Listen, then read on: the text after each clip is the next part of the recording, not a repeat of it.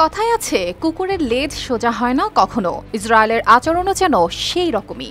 এত লানত, এত লজ্জা, এত নিন্দা আর আন্তর্জাতিক সতর্কবার্তার পরও তারা আবার নেমেছে তাদের নোংরা খেলায়। যুদ্ধবিরতির আহ্বানকে উপেক্ষা করে গাজা সিটির দখল নিতে শুরু করেছে নতুন অভিযান। শহরের উপকণ্ঠে মোতায়েন করা হয়েছে সেনা, যারা ধীরে ধীরে এগোচ্ছে মূল শহরের ভেতরে।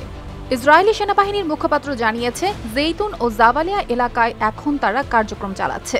টানেল, অস্ত্রভান্ডার আর হামাসের ঘাঁটি ধ্বংস করাই নাকি তাদের লক্ষ্য। প্রতিরক্ষা মন্ত্রী কার্টাস এই অভিযানে সবুজ সংকেত দিয়েছেন, আর শিগগিরই এটি তোলা হবে নিরাপত্তা মন্ত্রিসভার আলোচনায়। শোনা যাচ্ছে সেপ্টেম্বরের শুরুতে 60,000 রিজার্ভ সেনা ডেকে পাঠাতে পারে তেল আবিব। কিন্তু প্রশ্ন হচ্ছে, এই সবকিছুর মাঝখানে লক্ষ লক্ষ নিরীহ মানুষের কি হবে? ইসরায়েলের পরিকল্পনা অনুযায়ী গাজা সিটি থেকে সবাইকে সরিয়ে দেওয়া হতে পারে দক্ষিণাঞ্চলের আশ্রয় কেন্দ্রে। ফ্রান্সের প্রেসিডেন্ট ইমানুয়েল মাখো এটিকে ভয়াবহ ভুল আখ্যা দিয়ে বলেছেন, এই পদক্ষেপ দুই জাতিকে ঠেলে দিবে এক অন্তহীন যুদ্ধে। এদিকে হামাস অভিযোগ করেছে, ইসরায়েল যুদ্ধবিরতি আটকে রেখে সাধারণ মানুষের ওপর নৃশংস যুদ্ধ চালিয়ে যাচ্ছে। বুধবারের হামলায় অন্তত 25 জন নিহত হয়েছে, যাদের মধ্যে ছিল 3 জন শিশু ও তাদের বাবা মা। পশ্চিম গাজার 7টি শরণার্থী শিবিরে একটি বাড়ি ধসে পড়ার পর ধুলো, কান্না আর রক্তের মিশ্রণে তৈরি হয়েছে এক বিভীষিকাময় দৃশ্য।